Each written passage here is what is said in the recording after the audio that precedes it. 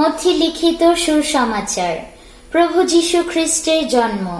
যীশু খ্রিস্টের জন্ম এভাবে হয়েছিল।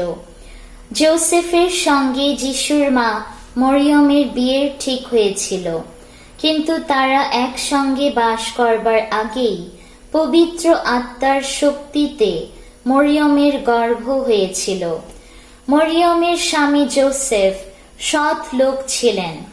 তিনি লোকের সামনে মরিয়মকে লজ্জায় ফেলতে চাইলেন না।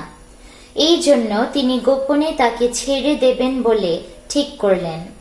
যখন যোসেফ এই সব ভাবছিলেন, তখন প্রভুর এক দূত স্বপ্নে দেখা দিয়ে তাকে বললেন, দাউদের বংশধর যোসেফ, মরিয়মকে বিয়ে করতে ভয় করো না, কারণ তার গর্ভে যা জন্মেছে তা পবিত্র আত্মার শক্তিতেই জন্মেছে।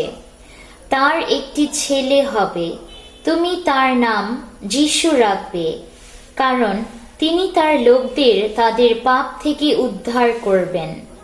এই সব হয়েছিল যেন নবীর মধ্য দিয়ে প্রভু এই যে কথা বলেছিলেন তা পূর্ণ হয়।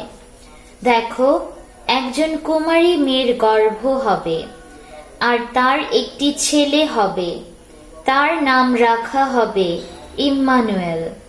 এই নামের মানে হলো আমাদের সঙ্গে ঈশ্বর।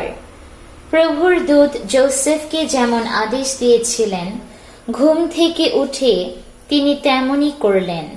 তিনি মরিয়মকে বিয়ে করলেন, কিন্তু ছেলের জন্ম না হওয়া পর্যন্ত তার সঙ্গে মিলিত হলেন না।